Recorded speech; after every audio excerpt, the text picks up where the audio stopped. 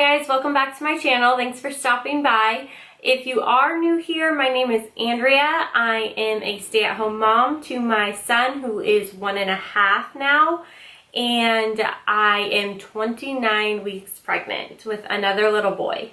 So today I am just going to give you guys another pregnancy update. I'm 29 weeks, so it's been about a month since my last one. This last month was actually pretty rough. I did get really sick. Luckily, it wasn't that plague-like flu that's going around, but I did get a pretty nasty cold.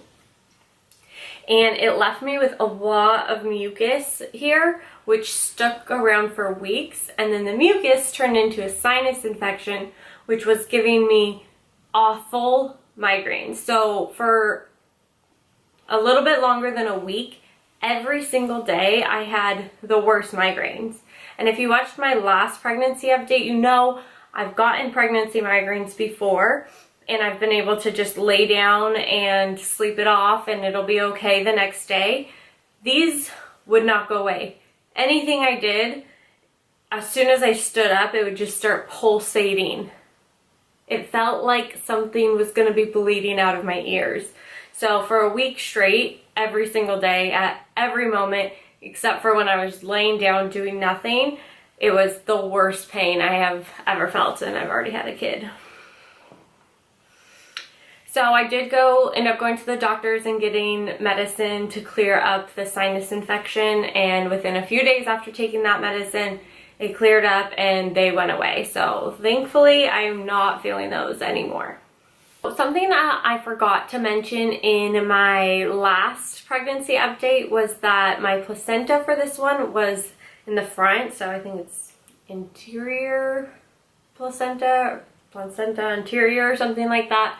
So for the first long while, I could not really feel the baby kick, which was really weird to me since you know what it was like. Everyone says you feel it a lot earlier in your second pregnancy, but I didn't really feel it a lot. So now that the baby's bigger and it could have possibly moved, I guess, I'm not sure, but I finally am feeling him move a lot more, which is great because you can connect with him. It's like there's something really in there. So since I'm into my third trimester now, I've started doing the baby kick count, which is where you pick around the same time of day, lay down on your side, and count how many times the baby kicks until you get to 10. And you don't want it to go longer than an hour.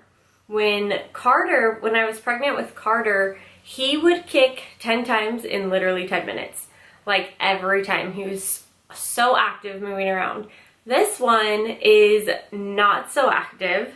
It takes nowhere near an hour. I think the longest it's taken is 30 minutes, but it still gives me like mini heart attacks every time I do the kick counts, because I'm like, okay, it's been 10 minutes. Why have you only kicked like 5 times? It freaks me out. And I don't know if it's just my memory thinking that Carter kicked faster, but it still like gives me so much anxiety every time I do the kick counts. But everything's been fine so far. Another thing I am experiencing is I'm already developing colostrum, and colostrum is just that first milk that comes in, and I can't believe it, but I've been developing it and it's been kind of leaking for a little while now.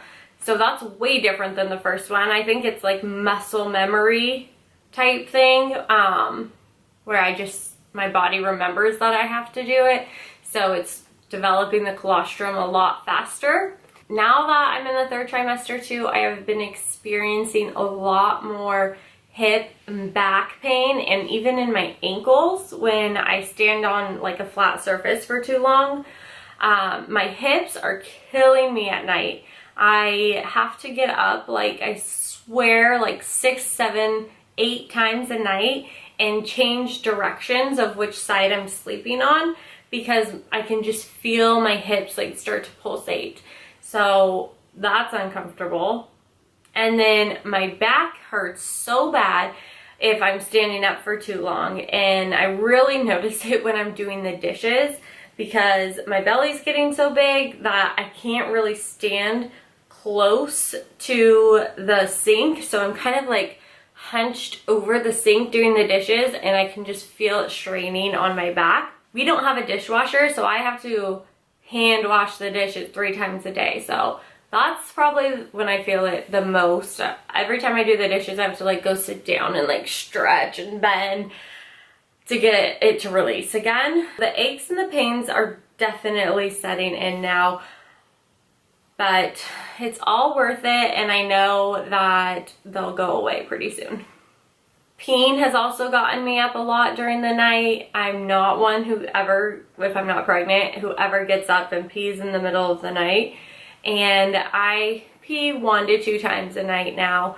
So sleeping is already starting to dwindle down. I think it's just your body's way of prepping you for what's to come, because you're not going to get that much sleep with a newborn anyways. I'm really curious how I'm going to do with the sleep schedule with a newborn and then having a toddler, to where you then can't really nap when the baby naps because you have a toddler to take care of, and I really doubt they're going to be on the same napping schedule that easily. So if anyone has any tips or tricks on how to get good sleep with a newborn and a toddler, leave them in the comments below, because I'm going to need them. Also, at night, I've been having the weirdest dreams. Like, not even just about the baby, sometimes about the baby, but just dreams that are like, you wake up and you're like, whose, like, conscience even thinks about that stuff? Like, I don't know how it comes up in my brain. It's so random, has the most random people in it, doing the most random things, and I just wake up and I'm like, that was really weird. And they're all very vivid and detailed, and I remember them so much. Like, I'll have multiple a night and remember all of them, and they're so weird. Like, there's no other way to describe them than like, that was weird. I think because the 3rd trimester hit, worrying about everything has just kind of set in a lot more too. Not only about having a baby, definitely about like the labor and the epidural. I am so nervous to have the epidural again, which is really weird because I feel like I'm more scared of the epidural than I am of the pregnancy. When I got the epidural with Carter, I didn't have any other pain meds first or anything like that, so I just had straight epidural, and I really felt it go into my back. And I hate needles, I hate shots, I hate all of that, and I kind of like jumped when I got the epidural, which scared me even more. After all that, it was fine, and they have that little button so you get to administer how much epidural you have. And with Carter, I kept it to where I could still feel everything, so I still felt every contraction. It was just a lot less pain, obviously, but I knew when they were coming on, so I knew when I had to push. I had total control of my legs. They never went completely numb. I could move around. Right after I gave birth, I was able to stand up just fine. So I feel like I still want that pain management for the second one, and I know there are tons of different ways you can manage pain through the labor. I am not good with pain, so the epidural definitely was a good option for me, and I liked that I could keep it to where I could still feel it. But getting the actual epidural again, like having them put it in me, it's like terrifying to me. I did tell my doctor I want to see, again, like I did with Carter, how far I can go with nothing and see if I can do a natural, which I don't know. Hats off to any mom who does it natural, because that is some major pain. And my mom had 4 kids and she did every single one of them naturally because she's terrified of needles too, so she wasn't ever going to touch an epidural or have the epidural touch her, I guess. But I just keep thinking about the epidural more so than the actual labor. Definitely still scared and anxious for the whole thing. And every labor is different. Every delivery is so different that I just now worry about, okay, what's this story gonna be? What is gonna happen with this one? So we'll see. But definitely anxiety about the epidural. Also, I'm having anxiety about the timing of the baby because we are really busy in the next couple of months and have a lot of stuff going on. So there's like a few days that I'm like, yes, if the baby comes on that day, it would be perfect. But like I said, everything is different and you don't know really when the baby's coming, and it's just gonna happen when it happens, and just be happy that everything turns out great and I have a healthy baby, of course. But right now I'm just I have time to think, so I'm thinking about all of this. And then of course I just have anxiety about Carter and not being the only child now. Every morning we have a little cuddle session after he wakes up and he's drinking his milk, and we cuddle every morning, and I just have anxiety about us not being able to do that, or what he thinks of the baby when it comes, how he's gonna react to the baby. He's gonna be an amazing big brother, and I know that. He has so many little cousins and he's great with them. A little rough sometimes, so we'll definitely have to work on that. But he is so caring and so helpful, but those babies don't stay here all the time, and I think it's just going to be a big adjustment for him. So just really not worried, just anxious to see how it all turns out. But I know it's going to be great. It's just, that worry period right now. Baby names. Oh my gosh, we still are not completely decided on a baby name.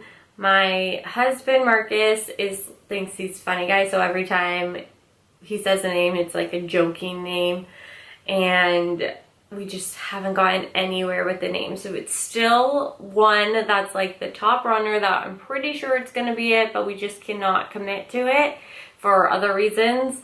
So if you also have any boy names, ideas, suggestions, leave those in the comments below, because we could use all the help we could get, and if it's not going to be the one that we're set on, we have no idea what it's going to be. And I don't want to leave the hospital without a name. That's my goal at this point. So my baby shower is this weekend. I am so excited. It's going to be a little sprinkle because we have so much stuff already. We don't really need a lot because we're having another boy. We have pretty much everything we need. We need very few things, but we still want to celebrate and have a little celebration with our family for him. So we're gonna have a baby sprinkle this weekend, and I'm so excited. It is a little early on, but like I said, we are so busy. We have a lot going on in the next couple of months, so this is when we could do it. I will vlog, I think, a little bit, so I probably won't do the whole thing, but I'll at least show you guys the decorations and the setup and all that stuff. So stay tuned for that. It'll come early next week. All right, I will show you guys the baby bump now. Again, it is huge.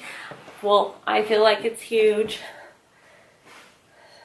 There it is. He's in there. See? Baby bump. I've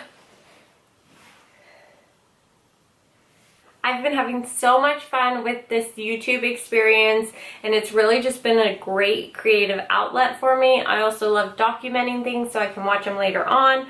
It's just been a lot of fun, and your support means the world to me. So thank you so much for watching. If you do like these kind of videos, give me a thumbs up. Don't forget to subscribe, and I will see you guys in my next video.